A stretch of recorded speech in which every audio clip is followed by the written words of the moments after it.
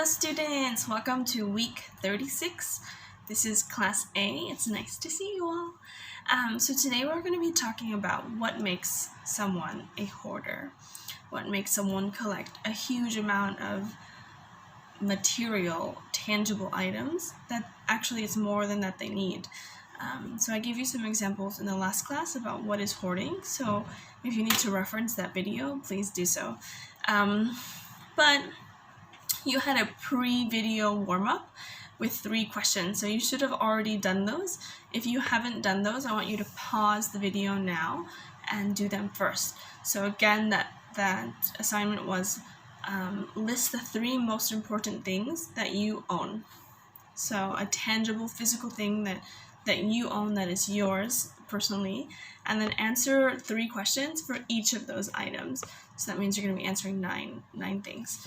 And the 3 questions are, how long have you had that item? Why do you have it? And where do you keep it? So I'll give you one example. One of the items that I have, that I own, and is one of the most important possessions I have, is my wedding ring. So I've had it for 3 years. Sorry, I just forgot how long I've been married. So I've had it for 3 years, but actually, this is a family wedding ring. So it was my grandmother's ring before it was mine. And she, when she got married, they were quite poor. They didn't have any rings or any money to buy a ring or whatnot. So she had like a little band, a plastic band that she wore for the first 4 or 5 years, I think. And then when they left, my grandmother's from Germany, and her husband was Hungarian. My grandfather was Hungarian. So when they immigrated to America, I think in the late 1940s, after World War II, after about 7 years, he bought her a ring, and even though they'd been married and they already had 2 children, maybe already they had 3 at that time, my grandfather got her a ring. So she ended up wearing this ring for almost 44 years, until my grandfather passed away, and she still wore it for a while. But then when I got married, she gave it to me.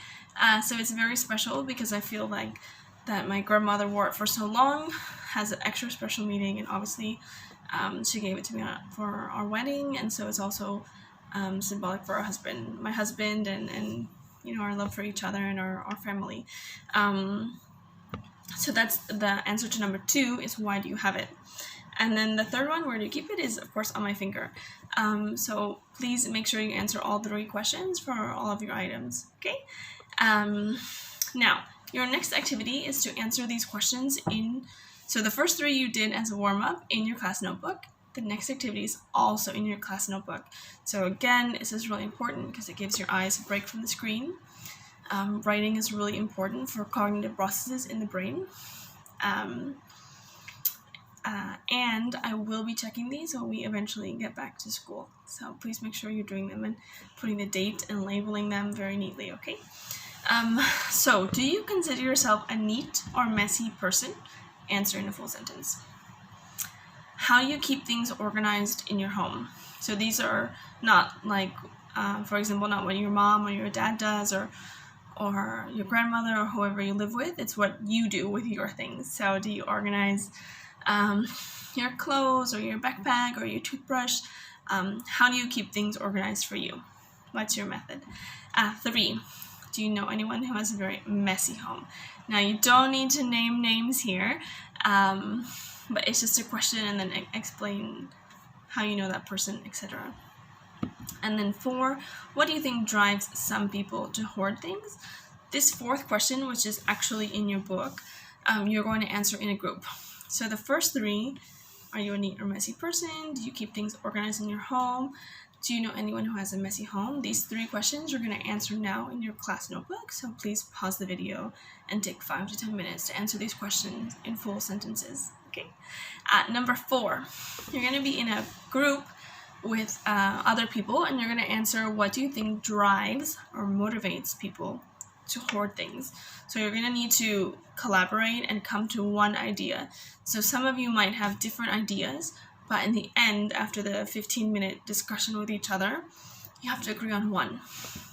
So that means come to a consensus everybody agrees on the main idea, and then explain why. And you're going to write, one person will write and be the recorder and write in the open discussion. Okay, so your next in-class assignment is to do the listening task. So we've been talking about hoarders, and you're going to listen to a news report on hoarders. So according to the expert, what is it that most hoarders have in common? Now you have 4 questions to answer. I've put in the lesson plan agenda the questions number 1 to 4. So if you for some reason don't have your book and you can't answer it directly in your book, you can write the questions in your class notebook and just write your answers in your notebook. So when I see you in school eventually, I will check your class notebook and I will check your book. So if your answers are on one or the other, it's okay. But I do prefer you to use your book for book answers. The next section we're going to talk about today is vocabulary from context. So this is very important because at the end of the week, you will have a quiz about vocabulary from context. So a lot of times we can learn vocabulary words from the context that's provided near it. So even if I make up a word and I say, oh, I have a prop today. This tea is delicious. It's so delicious. It's as tasty as a juju badubawai. Okay, that's definitely a made-up word. But if I say some crazy word, you're going to assume that it's either a food or something to drink because I'm comparing the tea to that item. So even if I say a real word and you don't know it, you can guess it based on the topic or the context that I'm talking about. For example, I'll give you first a book example, is do you know any other words? So the first example, how does the word relate to the topic or context? Do you know words that could also be used in this context? Based on the context, what part of speech is the word? Does the word sound negative, positive, or neutral? So again, that's about connotation. And then the last question is, does the word sound formal, informal, academic, conversational, serious, or humorous? So after this class, the next class, I'm going to be giving you a really exciting assignment about the Jabberwocky. So if you've heard of the Jabberwocky, then that's amazing. But it is a short story of made-up words. So it's made-up words that you have to. It's a famous story with made-up words that you learn about from context. So we'll be reading it, and then you'll have to do some practice learning about words from context. So basically, the Jabberwocky is a poem by Lewis Carroll, and well, I'll be getting more into that in the next class actually, so I'll save that for then. But again, it's practice getting things from context. So again, like the questions that I just talked about, using the sentence and the meaning and the words near the vocabulary word to get the meaning. So you're going to listen to experts from the news report, listen for the words in bold, and use context again to guess the meaning. So you're going to have 10 questions, and you're going to either choose A or B.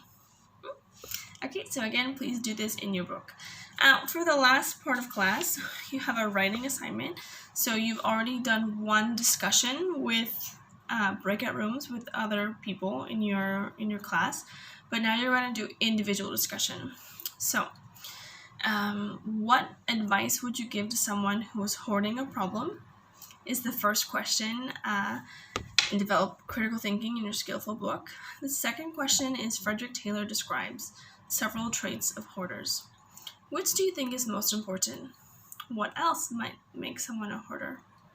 Is it care about others, care about objects, difficulties making decisions, difficulties categorizing, perfectionists, fear of forgetting things, difficult relationships with parents, especially fathers. Okay, so here you have 2 questions. So you're going to answer them in one post. So you're going to individually answer these questions and then type them into your discussion post. So if I'm typing as a student, I will put numbers 1 and 2 and clearly show. I don't have to retype the question, just my answer. And I expect 50 words for each question for numbers 1 and numbers 2, so 100 words in total. Okay, I look forward to seeing your responses. As always, you're required to respond to at least one other person. Okay, talk to you soon. Bye!